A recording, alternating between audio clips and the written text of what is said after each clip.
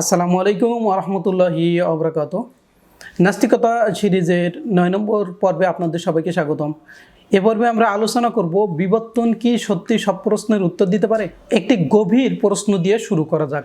মানুষ কি সত্যি বানর থেকে এসেছে, নাকি এটা আধুনিক বিজ্ঞানের সবচেয়ে জনপ্রিয় ব্যাখ্যাগুলোর একটি? ইভলিউশন আমাদের বলে জীবন ধীরে ধীরে পরিবর্তিত হয়েছে কোটি কোটি বছরের প্রক্রিয়ায়। কিন্তু প্রশ্ন হলো, এই বিবর্তন কি শুধু অন্ধ প্রাকৃতিক নিয়মের ফল, নাকি এর পেছনে বাস্তবতার আরও গভীর কোনো স্তর আছে? আজ আমরা ইভলিউশনকে অস্বীকার করব না, আমরা শুধু জিজ্ঞেস করব, ইভলিউশন কি সব প্রশ্নের জবাব দিতে পারে? আসুন আমরা জেনে নিই যে ইভলিউশন কি। ইভলিউশন হলো এমন একটি বৈজ্ঞানিক তত্ত্ব যা বলে জীবজগৎ সময়ের সাথে পরিবর্তিত হয় এবং নতুন প্রজাতি তৈরি হয়। এটি কে ব্যাখ্যা করেছেন? এর মূল ভিত্তি স্থাপন করেছেন চার্লস ডারউইন।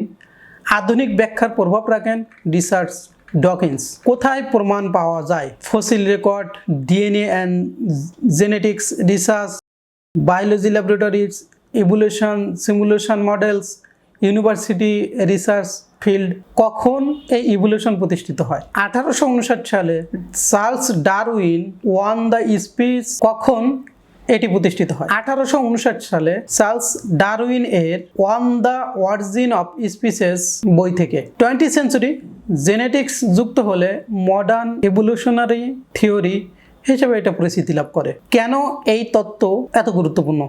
কারণ এটি চেষ্টা করে ব্যাখ্যা করতে জীবের বৈচিত্র্য, অভিযোজন বা অ্যাডাপ্টেশন, নতুন প্রজাতি সৃষ্টি। এটি কিভাবে এটি কাজ করে? ইভলিউশন মূলত কাজ করে মিউটেশন, জেনেটিক পরিবর্তন, ন্যাচারাল সিলেকশন, প্রাকৃতিক নির্বাচন, survival and reproduction.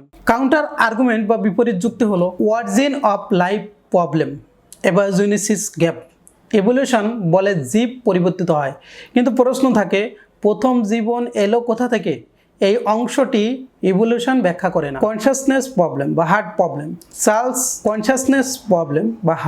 Problem. David চার্লসমার বলেন মস্তিষ্কের নিউরন ব্যাখ্যা করা যায়, কিন্তু ব্যথা কেমন লাগে, লাল রং কেমন দেখায়, এই অভিজ্ঞতা ব্যাখ্যা করা কঠিন। Rationality problem.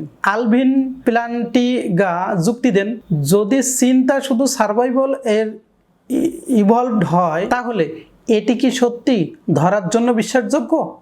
এটি পরিস্থিতি evolutionary argument against naturalism. Moral values problem. যদি মানুষ কেবল বায়োলজিক্যাল প্রোডাক্ট হয়, ভালো মন্দ কি বাস্তব নাকি সমাজের তৈরি একটা ধারণা? আসুন আমরা আরও অ্যানালাইসিস করি। ইভলিউশন শক্তিশালী বৈজ্ঞানিক ব্যাখ্যা, জীবনে পরিবর্তন ব্যাখ্যা করে, জেনেটিক ভ্যারিয়েশন ব্যাখ্যা করে, স্পিসিস ডাইভার্সিফিকেশন ব্যাখ্যা করে। কিন্তু দার্শনিকভাবে প্রশ্ন ওঠে, এটি কি সব কিছু ব্যাখ্যা করে, নাকি এটি কেবল জীবনের পরিবর্তন পর্যন্ত সীমাবদ্ধ? সমালোচকদের মতে ইভলিউশন হাউ লাইফ চেঞ্জেস ব্যাখ্যা করে, কিন্তু হোয়াই কনসাসনেস এক্সিস্ট ব্যাখ্যা করতে পারে না।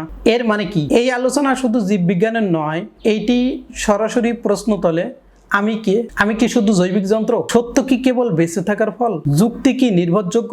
যদি ইভলিউশন সত্যও হয়, তবু প্রশ্ন থাকে, এটি বোঝার ক্ষমতাই কি সত্যিকারের, নাকি শুধু সার্ভাইভাল টুল? এক মুহূর্তের জন্য ভাবুন, আপনার প্রতিটি চিন্তা যদি লক্ষ লক্ষ বছরের বিবর্তনের ফল হয়, তাহলে আপনি এখন যে বিশ্বাস করছেন ইভলিউশন সত্য, এটা কি সত্য অনুসন্ধানের ফল, নাকি কেবল বেঁচে থাকার জন্য তৈরি একটি মানসিক প্রক্রিয়া? আর যদি যুক্তি নিজেই ইভলিউশন দ্বারা তৈরি হয়, তাহলে আমরা কিভাবে নিশ্চিত হব যে যুক্তি আমাদের সত্যের দিকে নিয়ে যাচ্ছে?